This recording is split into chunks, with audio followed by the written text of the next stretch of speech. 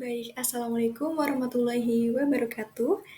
Selamat datang di Peduli Ilmu Official Channel. Dan dalam video ini, kita akan membahas mengenai modul 7 paket C, yakni menyimak peristiwa di sekitar. Nah, bahasan kali ini kita akan membahas mengenai teks eksplanasi. Yuk kita bahas bersama-sama. Nah, yang pertama, kita perlu membaca dari contoh teks eksplanasinya terlebih dahulu agar bisa memahami bagaimana sih sebenarnya pengertian dari teks eksplanasi tersebut, bagaimana juga fungsi dari teks eksplanasi tersebut. Nah, dalam modul ajar ini sudah tercantum contoh dari teks eksplanasi, yakni banjir Jakarta 2007. Silakan Anda pahami terlebih dahulu, ataupun bisa dipahami ulang nantinya ya setelah kalian menonton video ini. Oke, nah setelah kalian mempelajari, memahami mengenai teks eksplanasi banjir Jakarta 2007, maka bisa ditarik kesimpulan apa sih sebenarnya pengertian dari teks eksplanasi tersebut. Nah, teks eksplanasi adalah teks yang berisi mengenai penjelasan tentang proses mengapa dan bagaimana kejadian-kejadian alam, kejadian sosial, ilmu pengetahuan, budaya, maupun lainnya yang dapat terjadi. Nah, sebenarnya fungsinya itu seperti apa sih? Fungsinya itu untuk mengurutkan kejadian atau bagaimana sesuatu itu bekerja. Nah, kemudian juga untuk menganalisa bagaimana mengapa suatu hal itu dapat terjadi. Lalu juga persamaan dan perbedaan antara objek tertentu dan bagaimana pendekatan atas masalah yang akan diselesaikan.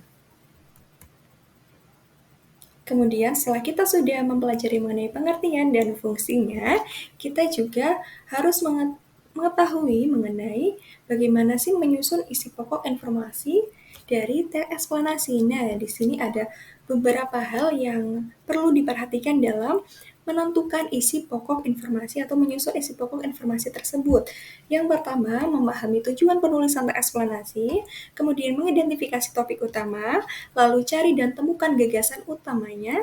Nah, setelah menemukan gagasan utama, harus memperhatikan struktur dari teks eksplanasi, kemudian mencari informasi pendukungnya, lalu gunakan kalimat topik dan konsisten dengan gagasan yang dipilih serta membuat ringkasannya.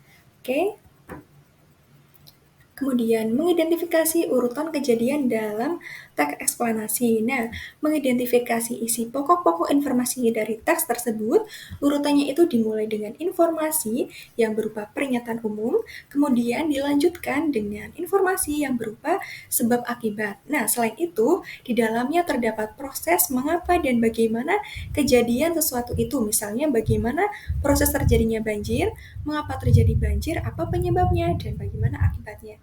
Nah, begitu ya. Jadi dalam teks eksplanasi itu harus berurutan teman-teman, dari pernyataan umum hingga hubungan sebab akibat. Seperti tadi contoh awal dalam banjir 2007 di Jakarta ya.